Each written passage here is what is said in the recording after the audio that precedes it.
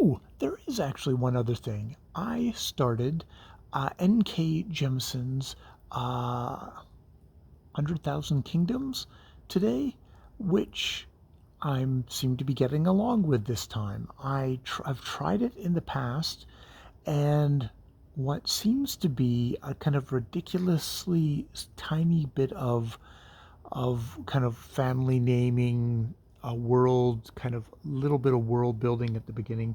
Um, for whatever reason, that just kind of completely defeated me. The first time, a couple of times, I looked at it in the printed word. So I went, okay, what the fuck?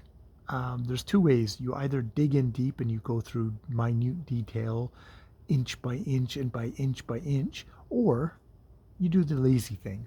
Or not lazy thing, but the more reasonable thing, which is you get the audiobook, you press play, and you just read, and you just listen, and you just let it surf through you until you get to the identifiable things, which is um, young girl gets pulled back to her uncle's massive citadel where he rules basically the entire fucking world.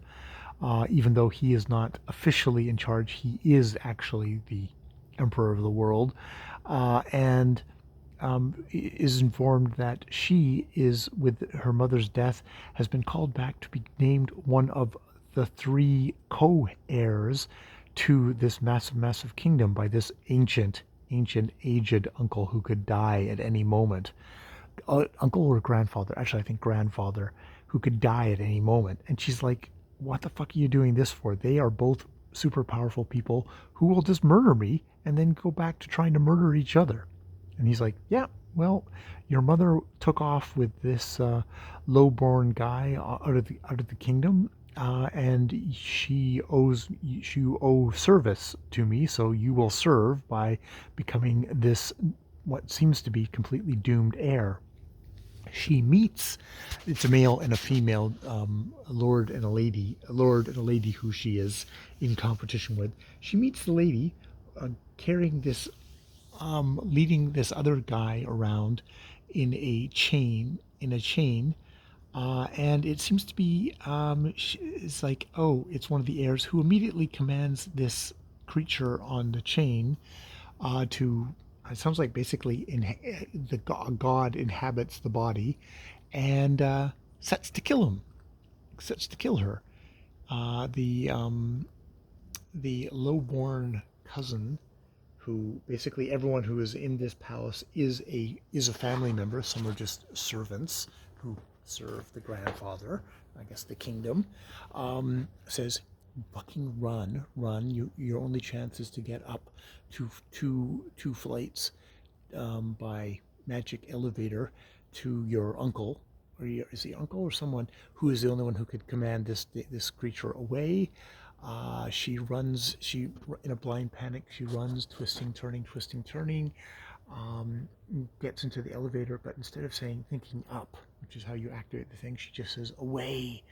And she finds herself going through solid rock, and this child, Sia, finds her and leads her away.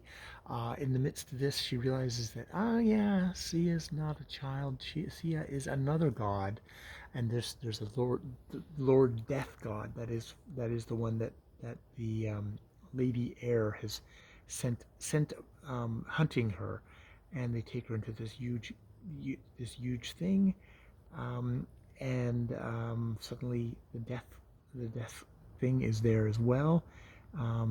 But it seems to be kind of coming to itself, and Sia's like, oh, this is the one we've been waiting for. So it kind of seems to be a kind of a chosen one thing going on here. He ends up, Sia gets in the way, gets grabbed by the throat, and the girl says, some kind of madness says, no, leave him alone, leave him alone. Plunges a dagger into him.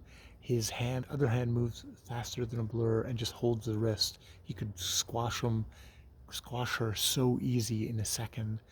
But all he says is, I've waited so long for you to be here. He kisses her and then drops to the ground, senseless.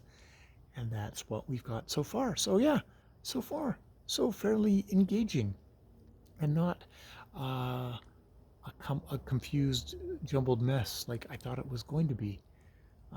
Or not, no, not more impenetrable world building that I thought it was going to be. I assume this is the same book that I tried of N.K. Jemisin before that I tried and that I couldn't get into, but this time it's like, no problem.